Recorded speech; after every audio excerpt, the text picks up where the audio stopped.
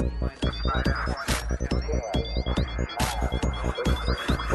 could build a spaceship. Hello and welcome to the Spacedock Jury Minisode thingy me what's it. We're not numbering them anymore. Bollocks to it. Hey, there you go. I'm Lee. I'm Peter. And I'm Andy. And this week we are going to be talking Lego because you know what?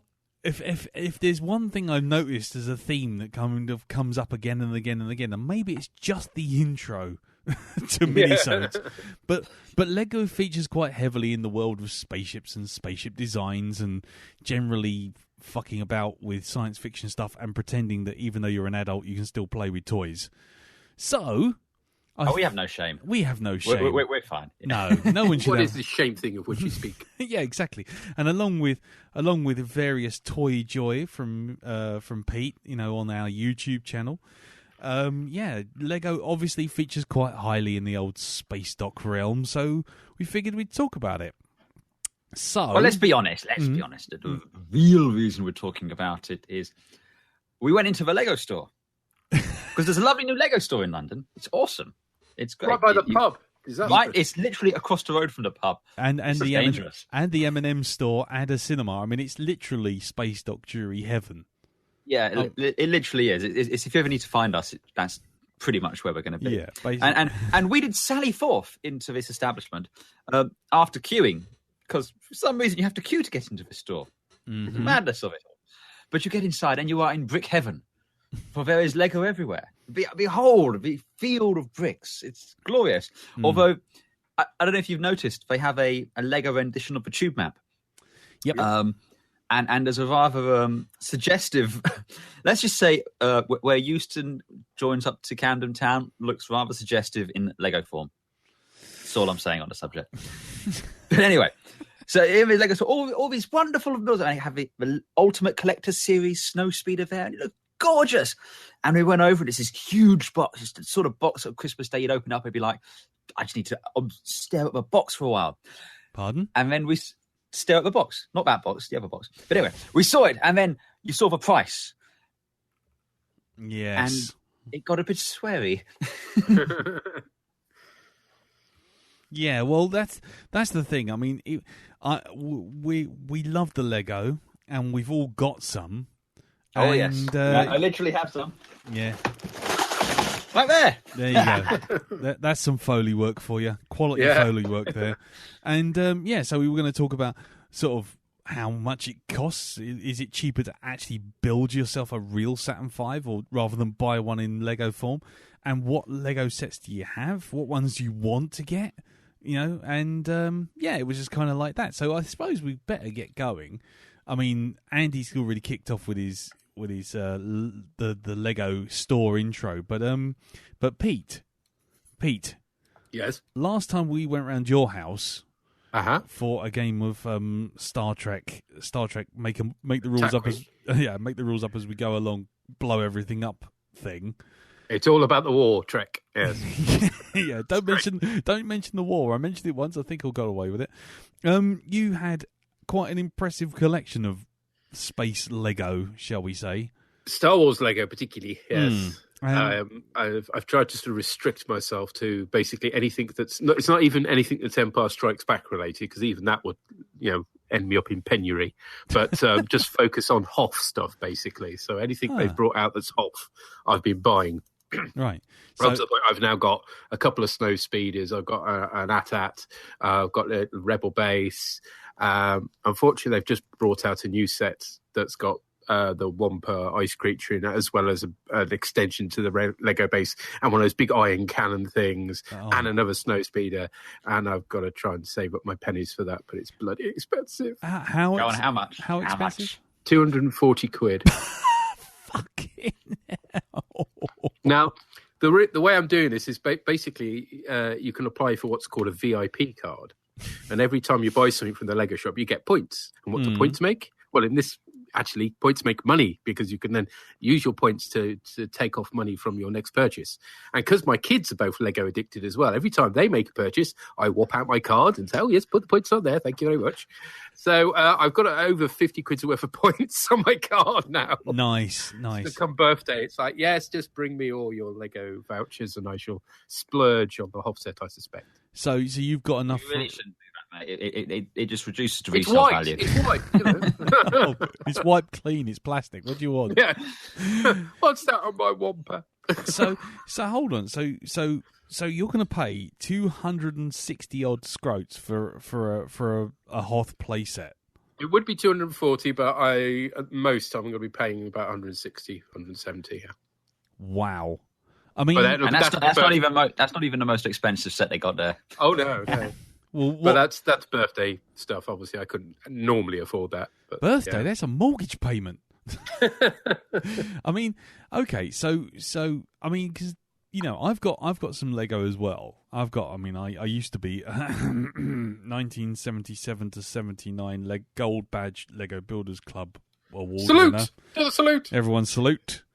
For making a working model of a space shuttle from Lego Space, and yeah. Did it actually go into space? No, it didn't. It went off the table at primary school because Terry Day pushed it because it had wheels on its legs, and it went straight off the table. And I got so cross. I went round to his parents' house. I skipped school, went round to his parents' house, and just poured all the Lego through his letterbox. Really? Yeah. My primary school teacher found me sitting on the doorstep, literally sobbing my heart out with a empty bag, and all this Lego sort of all stuck through the letterbox. Oh, the inhumanity! Yeah, exactly. Because it actually ended up in the Lego Builders Club actual magazine that got handed out to all the Lego builders. I got a front cover picture, everything. Awesome. Yeah. Anyway, so I've seen your skills in action. Actually, when you went to was it Legoland Windsor? And you stayed in that. Yeah, you built an enterprise. Incident. That was well impressive. That was kind of one of those moments where it was just like madness took hold of me. Basically, for the listeners, my family and I went to Legoland Windsor and stayed at the hotel. And in the hotel lobby, in the reception room, they've literally got a ball pit that's about 15, 20 feet wide that's just filled with Lego. So there's lots of little kids jumping in there and sort of making things. And then the idea is that the kids, when they make something, they put it on the shelf, and the best of the day, by the end of play on that day, wins an extra day at the hotel. And so I thought, well, you know what? Let's do this. And basically I ended up sort of herding my family in and everyone else to get me white bricks and make a full USS Enterprise in white and orange bricks. An old classic TOS Enterprise at that. Yeah, I was quite pleased with that, and I got a photograph of it, and I think there's a photograph with me holding up, looking very proud, and lots of little 8-year-olds all around me, kind of looking very disappointedly, like the 40-year-old man who's just kicked them to one side. Yes, smug mode. yeah. And then one of them pushed it off the table, and you posted it through his letterbox. Yeah, I threw it and left it scattered all over his door. Yeah. So yeah, I mean. All I was going to say was, what is it about Star Wars Lego in particular that you like? Because you do have some Guardians of the Galaxy stuff. I do, yes. 1 year I was going to spend all my money on the Millennium Falcon for my birthday, and then they brought out the Milano. It's like, well, duh, I'm buying that. So yes, I do have some Guardians. I haven't bought all the new Guardian sets because, as I said on the Toy Joy video, wasn't massively impressed with the new lot.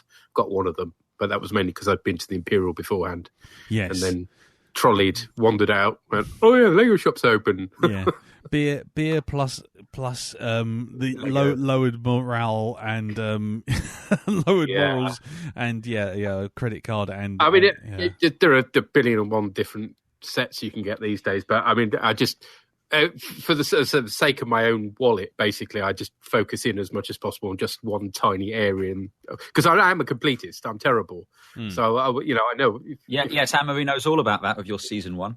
Yes, quite. So the only way I can do this is to restrict how completist I'm being, if you see it in a very particular area. Absolutely. Okay. Well, what about you, Andy? I mean, you seem a bit more agnostic in your Lego love.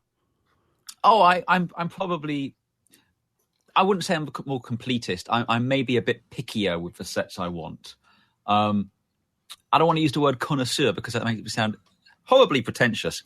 Too late. But it's probably it's too late on that one. I love. Are you familiar with Lego Ideas? I don't know if either of you two are. Yes, but anyway, so it's a website where people can submit their own fan-made Lego designs. And if enough people vote for them and they survive the review process, Lego will actually produce the kits. Yeah, because there's a Red Dwarf one that they're trying to get made at the moment, isn't there? At the minute, there's a Red Dwarf one, which I don't think will end up being made because I can't see it, unfortunately. But the first one that I became aware of was the Ecto one from the Ghostbusters. Yes. Yeah. Which was a fan design. It was very successful, and I got it, and it was amazing. And then they did WALL-E from the Pixar film, which is one of the best Lego sets I've ever seen or built. It's amazing. It's really good. It's got the tracked wheels and everything, and the eyes articulate, and it's just a really nice model to have. And then things started getting a little bit silly. When lovely girlfriend, who I love very dearly, was very naughty and bought me the Lego Firehouse. You want to talk about things that are going to give you a hernia. I won't tell you how much that particular one costs. No, it's too late now. It's too late. We've outed Pete and his £260 Wampa set. Go on. Well, the recommended retail price in the Lego store is £330. For what? For what? £330. Yeah. For what again? Remind me. What? It's the Ghostbusters Firehouse. The fucking Firehouse. It's 300. Rendered in Lego. Wow. To be fair, even now staring up at it, yes, that is my reaction to it. Wow, it is fucking awesome. Is it £330 worth of awesome? Yeah, pretty much. I also got the Yellow Submarine because I know how much you love that film.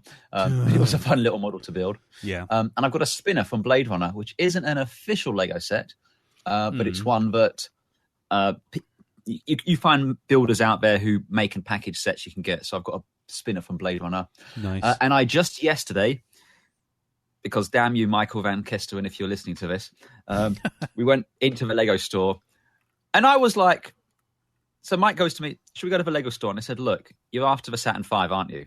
They just released this gorgeous 1 meter long Saturn V NASA rocket. And I was like, look, we don't want to go there because A, if they have it, it's going to be 110 quid, which neither of us can really afford. But B, the crushing disappointment when we find out they don't have it will be far too much. To which he responds, well, disappointment is my middle name and fuck it, it's next to the pub. So fine, whatever. And we walk in. And you've got to bear in mind, this Saturn V is sold out everywhere. You can't get it on Amazon without paying 400 quid from people, eBay the same. It's sold out on the Lego store website until July. But as I walk into the Lego store, they got one built in the window. And I was like, oh, that's nice. I can at least see it. And then there's two. I thought, fuck, there's two there. But then I walked around the corner and there was 4 more. And then I walked upstairs and there was like 8. I was like, fuck. So I was like, oh, fuck it. I'm here now. I'm going to buy this. So I took up to the counter and I go, look, this is all your fault. They told me it was sold out and I wouldn't have to go it. And the guy said to me, oh, yeah, we had 850 delivered here. And it's like, oh, fucking hell. That's why they sold out. Yeah, that's why they sold it everywhere now. 850 of them went to the Lego store. But so this was £110.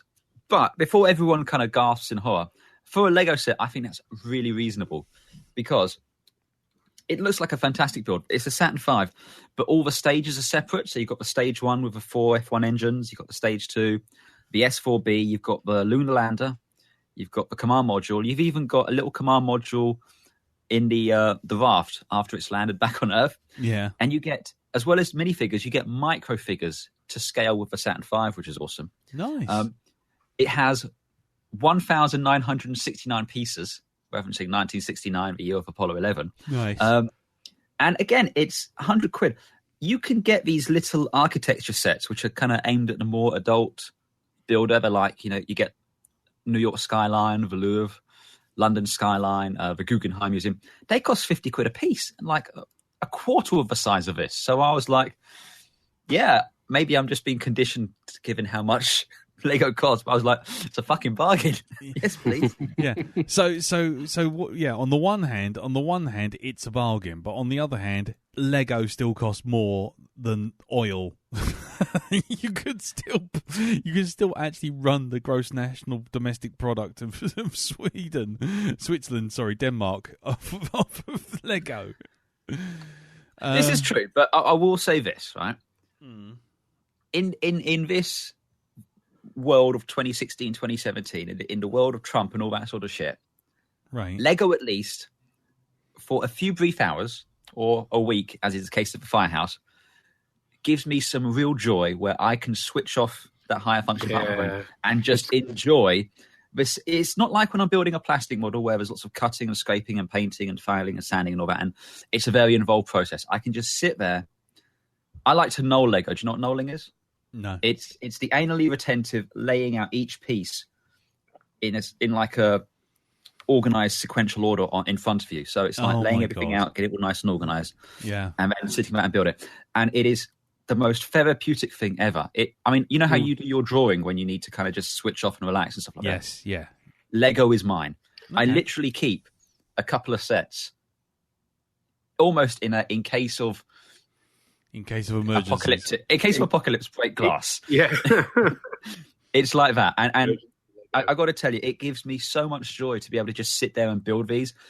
Like I said, it's almost like going back to a simpler time where you can just sit there with your headphones on, instruction manual in front of you, and just build something. And it is that alone is worth the money. I've got to say, £100 for effectively 8 hours of therapy. Fuck yeah. It is completely absorbing. That's the wonderful thing about it. And you're not worried about anything else in the world whilst you're doing it. So yeah, I completely know what you mean. Yeah, I mean, it is a case when it's finished, you do get the builder's remorse effectively, because honestly, all the joy in Lego is in the building.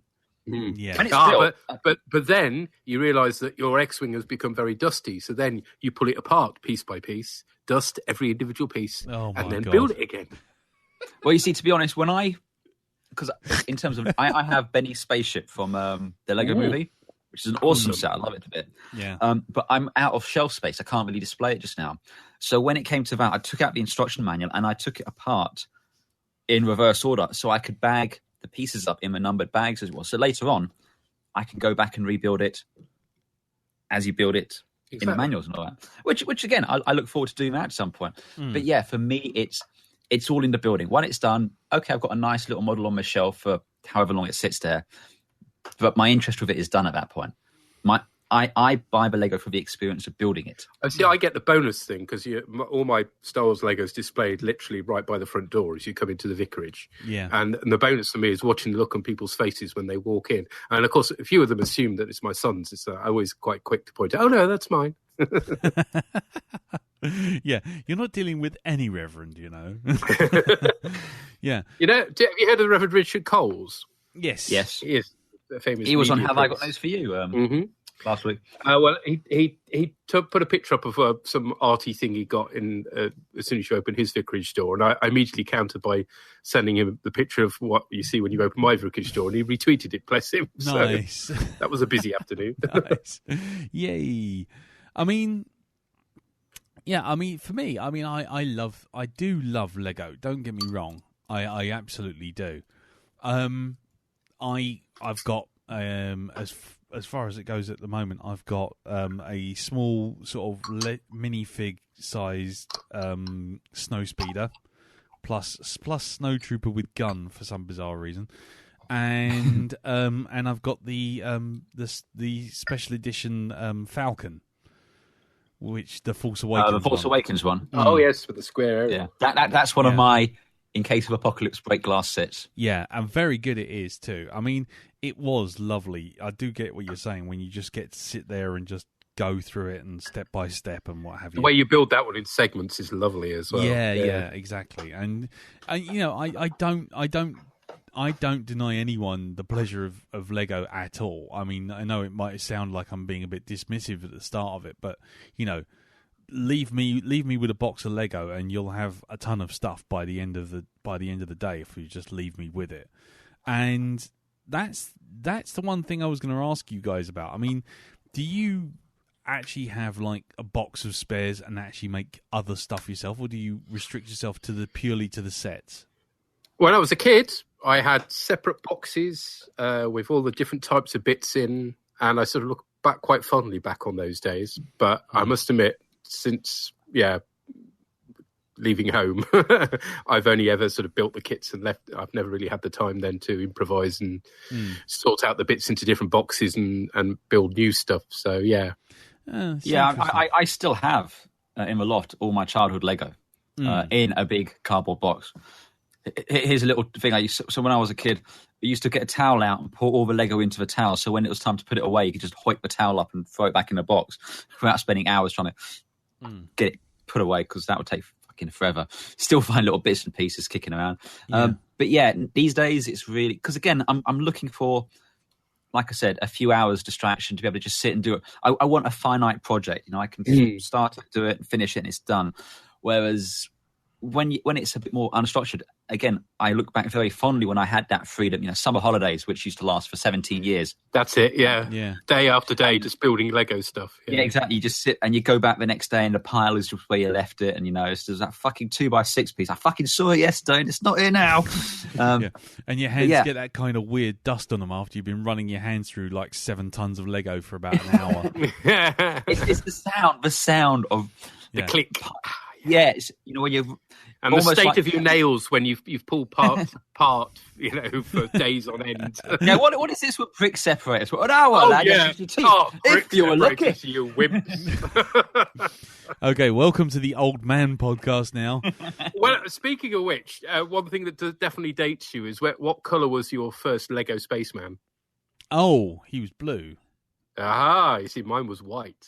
Because back in the day, we only had white. No, there was the blue one, and then there was white. Then there was red. There was red. I can't remember which order it came in between yellow and blue after that, but yeah. Yeah, no. It's like, there are now 4 colours of Lego Spaceman. Oh, joy! Yeah. No, I think red was my first one. Mm-hmm. I got to say though, when I got Benny's spaceship, I was convinced that was how the old space Lego used to be. No. I was convinced, 100%. And then I saw a picture of the old Lego set, and I was like, well, shit. Yeah. Well, the other thing is also, as far as it goes with the spacemen, before you had little minifigures. Now, this is going way back. This is going back into sort of like real confusing times for my kids when they dig up one of these things. But they used to have people made out of Lego where it was almost like Technics Lego. Yeah, and essentially it was like, that's freaky. Yeah, yes. I had one of those. It was a little 2x2 block. Yeah, I inherited some from my uncle. That's right, with a spoke that came out the middle, and you could sort of lock a head on top, and the head was like a ball, but with a stud on the top and one on each ear. And you used to be able to sort of stick things to it, and then you see a face. But it was, you know, you'd literally, and you had the arms, and the arms were like little tubes with like a hinge, and you used to have to sort of chain them together. And if you were clever enough, you could make like tails for things and stuff. And the hands were actually like a little circular stud with a little ball joint on the end. There you go. See. Yeah, I've still got one of those somewhere up in the loft. Yeah, there's a little thing. Yeah, well, it was also the same era as having the Lego where you had a brick which was clear on the bottom and had a little metal spoke that went through the whole thing, and you had 2 plastic red wheels on either side. Yep, had them too. Yeah. Yeah. See, all this white Lego minifig business. God, modern. And that was modern. I used to have the space monorail as well, which was awesome. Oh, envious! I wanted that. Yeah. I've put a link up to my first Lego space kit. Ooh, and it's the wee white spaceman on a little buggy. I was so fond of that. I say used to. I do still have it.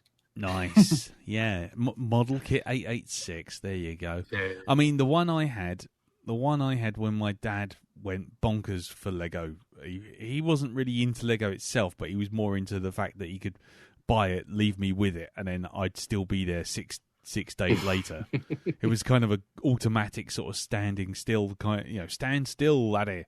And it was actually like a space base, and you actually had 4 huge grey tiles. One with and they had like. Oh yeah, I know. Yeah. Mm-hmm. And one had a hanger landing pad, and the 2 had. Did it have the kind of moon rock shapes in it? Moon rocks, yeah. Yeah, and then it had a big sort of Benny spaceship type thing. Wasn't Benny spaceship, but it didn't look far off. And then there was a little base on it. I'm going to try and find it on Bricklink now. But no. So the thing I was going to say when I asked you about the sort of like making it without the models now. I mean, we're making just the kits. I mean, do you know about this the Lego Builder LDAP stuff? Is it LDAP? You mean the software? Yeah, the LSS. Yeah, I used that because I quite a few years at this point, I built a spaceship, and again was out of space, so I had to take it apart. But I recreated it in that software, and I have that file somewhere. So if I ever want to remake it, I have my instructions for it. Nice. So I mean, yeah, I was going to say, so Pete, yeah. Mm-hmm. I mean, if you were given like because this, I don't know if you've heard about this software, but essentially it's like a 3D piece of software, and you've got all the bricks, and then you can make it building it on the computer though. Yes, no, but then what you do is once you're done, it's followed what you've done to make this model, and then what it does is it prints out a Lego instruction kit, instruction manual, complete with all the pieces you need. Yes, that's right. So you then go into a shop, like a Lego shop, and just do that sort of like, I want 15. And get a mortgage first, obviously. Well, of course, goes without saying, But yeah, but that was the whole thing of sort of like, I was going to say, if if we were to set you a challenge and say, what ship would you like? See if we could find you one, and would you make it? Yeah. Because I was made aware of the presence of the X-Bomber project. Oh yes, on Lego Ideas. I was hoping you hadn't seen that, to be honest. Which does look rather fantastic and far better than the efforts I used to put together back in the day. So, well, in fairness, far better than the actual blooming show. To be honest, no, come on. Lego at least has some sort of design consistency. It was quite cool. But yeah, okay. Well, I was just we've got those gorgeous Normandy Lego kits that I've seen as well. I know. Just don't. That's too good. Oh, I'm having a crisis. I'm having a crisis. So okay then, what was if you were going to pick a Lego model set, kit, whatever that you really wanted to get? I mean, we've already acknowledged your Hoth thing, but if you got one that you could go for. If there's one space Lego set that you could just go out there, money no object, and just go for it, what would you go for, Pete? I can tell you my white whale if you want. What do you think? Go on in. It's the Ultimate Collector Series Star Destroyer, which still haunts me to this day. Really? Haunts me. When it came out, and I think this was around 2002, 2003. Yes. It was 250 quid. Yes. And at the time, I was in university, didn't have the money, didn't have the space, couldn't afford it. Yep. Thought, I'll get it later. Yes. If I wanted to get that now, yep. Even if it's like built in bags and everything like, you're talking close to $2,000. Because let me tell you, some fucking idiots figured out that Lego worked as an investment property because Lego only do their kits for limited times. Yeah. So, motherfuckers, I really wanted the Ultimate Collector. On the upside, series, they do tend to redo stuff from time to time. So but they don't redo the Ultimate Collector stuff, or at least they have never to date. Because the Falcon, the original Ultimate Collector's Falcon, is even more. If you have that boxed and unmade, that goes for like £9,000. Bloody hellfire! Really? Yeah, seriously. And again, this is what happens. You get people who will buy kits like the Saturn V or like, the Ultimate Collector Series Slave 1. And they'll buy two of them, one to build and one to sit on. And then in 10 years' time, onto eBay, they funded the next 5 kits or whatever. Wow. Well, I tell you what, I'm going to put this in the chat, and hopefully we'll put this up on the Facebook group and on Twitter. The one I was going to go for, unless of course you've got your one now, Pete. I don't know, because I say my focus so much is on the Hovset at the moment. I can't really think of anything else. It's like tunnel vision. Okay, well, I'll tell you what then. I'll put this one in. This was something that it's in the chat now. This was something I saw ages ago that was actually at Star Wars Celebration. Ooh, I'm having a crisis again. And it my life. Yeah. Get hold of that. 48,000 pieces. Wait. I've got to. This isn't a game. This isn't. I can do better than that. But I can do better than that. But let me just find it though. Well, for those of you who obviously aren't able to see our chat, what I'm talking about here is a Venator Star Destroyer from Revenge of the Sith. Venator Star Destroyer from Revenge of the Sith that was made for Star Wars Celebration by Lego master builder Eric Varzegi, and it's actually needs a frame to hold it up, and the frame is about 6 feet long, and it's just the most gorgeous thing. It really is. I mean, it is. Looking at that, Pete, I mean, it's got to be about 5 feet long, the actual model, isn't it? Something like that. Yeah, something like that. It's pretty much as long as that guy is tall. Yeah. It's amazing. It's a lovely bit of kit. Yeah, I'd say that's about 6 foot, to be honest. Yeah. Okay. It's a 6 foot. I've just posted.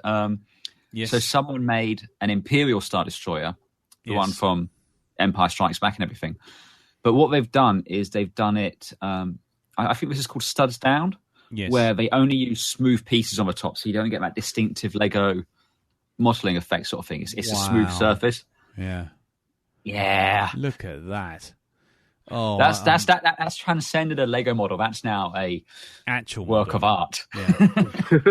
Yeah. I think I'm having a crisis myself now. God Almighty, look at that. I mean, that's beautiful. I mean, that's about, again, probably 6 foot or something like that. But it's. So, I also love the fact on the inside though he's got minifigs, construction crew, just sitting there, sitting there on girders with cups of coffee and a sandwich and everything. It's okay. So you're still fixated on the Hoth thing? Well, the other one I just had a quick flick through what's currently available, and the Slave One they currently do is very nice as well. Oh yes, that is a lovely model. That is really got that cool. Still in the Lego store. Yeah, cool. But the problem with that sort of thing is that one and the Master Builder Snow Speeder and the Master Builder TIE Advanced from Star Wars, Darth Vader's TIE Fighter. I mean, they're all up in the 150 quid mark. Mm-hmm. That's the thing I really can't square off. Pardon the pun. In my head. And the Snow Speeder I don't like so much because it seems out of scale with the minifigs that come with it. I think what we can with stuff like the Ultimate Collector series. They're clearly not aimed at kids. They're clearly aimed at us. And I think a combination of, again, the tolerances they use to build Lego is insane. I don't know if you've seen the documentary about when they're building it. Yes, but it's like a millionth of a nanometer tolerance on the molds, and they throw them away. That's insane. NASA doesn't have engineering tolerances that tight. Okay. Yeah. So that's insane. And it's I mean, Lego's a company which I don't mind giving my money because it's a. I don't want to sound like I'm a corporate fanboy, like you get with Apple and Sony and all that sort of shit, nothing like that. But Lego's just a company which, for the last 40 odd years, 50 years, has just been making quality shit for kids and everything like that. And they have this policy. They don't put guns, like real guns in their stuff and everything. It's just good sort of thing. And as I said earlier, the amount of enjoyment I get from building it, I don't mind spending the money because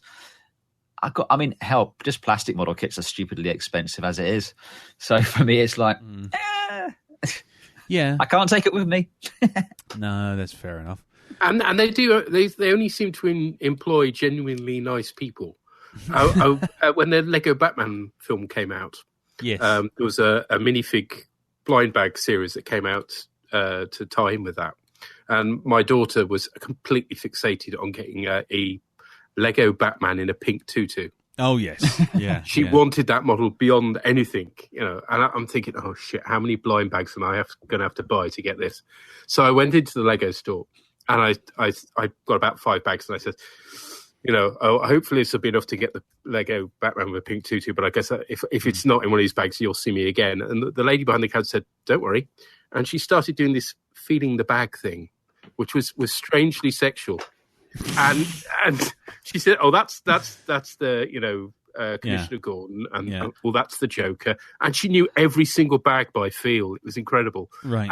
And it wasn't one of those 5. She said, "Bring me another 5." So I brought another 5. She did it again, and I ended up with the Lego Batman with the pink tutu. And I ended up having to buy the 5 bags because she told me exactly what was in each and every bag. It's like, oh, fantastic. Nice. You could use that for your Mass Effect figures, couldn't you, Lee? Yeah, I could do. Otherwise, then I wouldn't have 2 Garruses and 3 Liaras staring down at me from my shelf right now. At least we haven't got 3 fucking space Nazis anymore. Yeah, well, there you go. Win some, you lose some. Okay, then. Well, before we wrap it up, what about you? What about you, Volley? What's your want Lego? If money was no object, what would you go for? Well, yes. I mean, there was the Venator. Yeah, one. But that's not a kit you could buy. That's just someone's made that. Well, then in which case, I think it would have to be. I mean, there's so many of them, but I think it would have to be the Death Star. Yes. I mean, just simply because it's just the audacity of that bloody model. And it's just ludicrous. And when you see the original version, was it the Master Collection Ultimate version? Ultimate Collection series, where it's literally you could build trash compactors. You get about 60 blooming figures. And I remember, this is gonna make you probably balk or go, oh no! But I remember seeing that when we went to Legoland Windsor. And because we go there sort of probably once a year because the kids love the play thing, and I go around the little Star Wars thing. But before the Star Wars section got set up, this Death Star, this original version, came out, and it was like to celebrate the opening of Windsor or the reopening of it. They had it on a deal, and they had the whole thing, the super duper whizzy bang one, for about £100. And I looked at it and I thought, that's a bit much. And never went near it again. And I even remember Carol saying at the time, go on, get it. And I'm like, no, can't spend £100 on some Lego. As it's turned out, she spent £100 on the Millennium Falcon that I got sitting behind me. But the thing is, it's like that moment, and then you sort of go on eBay thinking, I wonder how much that is now. I would really like to get that Death Star. And you look on there and it's like eBay, like £2,000, and it's like, I should have bought 4. But that original Ultimate Edition Death Star just amazing. And I tell you what else, that set that you put with the space tiles, as silly as that is and as naff as that is. When you look back on it, because you put up a picture in the chat. Yeah. And it is the right one. That is exactly the one I'm talking about. Yeah, with a little slidey rail thing that you could launch your spaceship on. Yeah. I'd love to have that again. I really would. Well, my mother-in-law has got parts of it. I've yet to have the time to sit down to find out if she's still got all the pieces, but that is sitting in a box at my mother-in-law's flat. So someday I'll find out. She's definitely got the plans, and she's definitely got some of the bits. Yeah. Well, it's just that whole nostalgia of being able to revisit your childhood in that sense to a more elegant time. Yes, a more civilized age. Right, one last thing then, one last question, and then we'll hang it up for the day. But we haven't had a chance to talk about the Lego Batman movie. doesn't. It's not really spaceship related, though. To be fair, not really. I'm pretty sure Batman has a Lego spaceship somewhere. I'm sure he must have. Right next to his recipe for lobster thermidor. It could be black as well, obviously. Obviously, yeah. Or very, very dark grey. But I was going to say, if there was one Lego set or one thing turned into Lego, and this I put out to the Facebook group as well and Twitter people, if there was one kit that you could have, or one thing you could have turned into Lego as a Lego kit for you to buy, what would it be? And I'll go to you. X-Bomber. X-Bomber, really? Yes, Seriously? definitely. Particularly if it came with a bit to Die-X as well that you could then assemble. That one on the ideas does. Okay, Andy. I'd probably want those Normandy models. You know, I could go and buy those. I mean, I can get the instructions and I can order the bits individually, but that's a good sized Normandy kit. I'd have the SL1 on my shelf quite happily. And I would probably go for the Nostromo. There is a Lego build of that in the which you can download from like the warehouse with the video for the software, and it's about 6,000 parts, 6,000 pieces. It looks astounding, but I think I totted it up on the Lego Store website, and I think it would have reined in at a sort of around about 600-700 quid. I don't think I would ever do that. Because again, you compare it to the Lego Ghostbusters Firehouse, which is a fantastic set because you open it up and it's kind of pretty accurate, and you got a little pole wheel come down, you got the lockers, containment unit, but still, I digress. I mean, that's probably two of those, and you have a big Nostromo. You know, yeah. I mean, it is. I mean, the Death Star kit, but the current one we do. It's 400 quid, 490 quid, I think it is actually. Really?